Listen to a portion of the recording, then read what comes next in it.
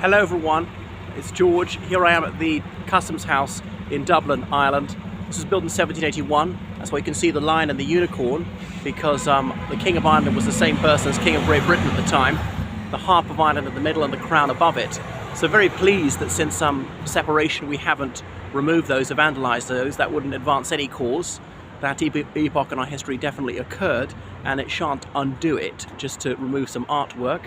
So you can see this is built in the style of Palladio, the 16th century Italian architect. Neoclassical was all the craze by the late 18th century. They laid the foundations in 1781 and it took 10 years to complete, costing £200,000, which was a staggering sum of money for the time. You can put at least 2 noughts on the end of that to get contemporary values. So the River Liffey is just the other side of it, which is the main river that bisects Dublin.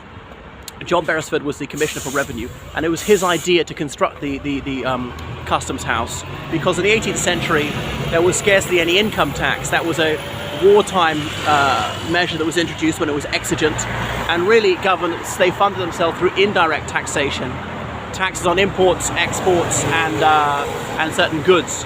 So things that were brought from overseas to Dublin had to be unloaded here, inspected and taxed.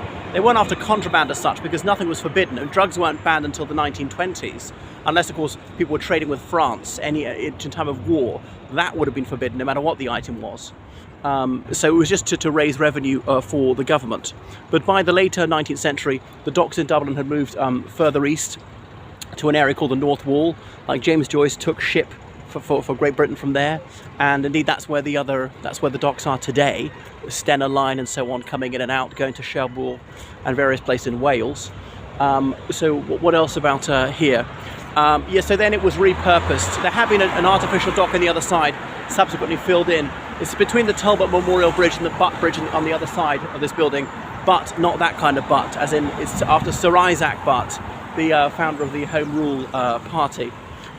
Anyway, so then it became the centre of the local government board. So all the county councils, borough councils or whatever, they sent their minutes here, and crucially their tax records. So the government could see who paid tax, who hadn't, how much money was coming in. And after the First World War, there was a conflict between the Irish Republican Army, which was an ultra-nationalist revolutionary organisation, and the Crown Forces.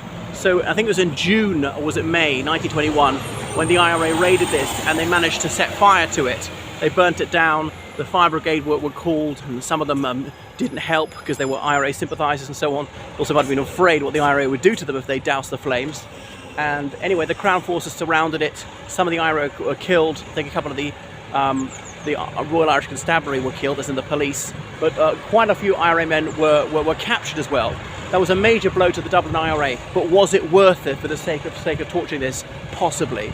So that was the end of the Custom House as we knew it. It was rebuilt in the 1920s because, of course, Ireland was wrecked. From 1914 to 1923, we had those 9 years of conflict between the First World War, what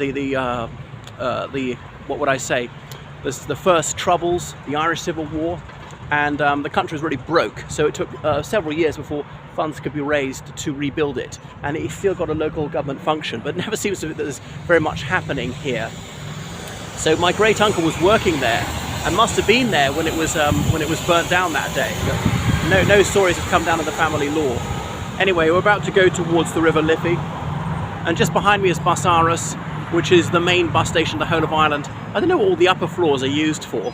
So we're almost at the centre of Dublin, and of course, so ships used to come right down here, but that's gone. The Liffey's actually quite shallow towards the centre. And I know Guinness was using boats on the river to transport Guinness from St James's Gate Brewery to the port, and then to be shipped abroad right up until the 1960s. But it's part of a vanished way of life. Quite sad, really. And the other thing is, I saw some images there on the electricity substation of the old coinage we had before we adopted the euro. So quite sentimental about that. I thought it was quaint, cute, all the images, the stag for the £1 Irish pound and so on, pigs and other animals on various other units of currency. So here we are, and then it's got a dome on this side, like a copper dome, but I'll cross over the street so you have a better view of it, see what I'm talking about. Customs House Quay is this street. Okay, there you see. What a fine and handsome edifice it is.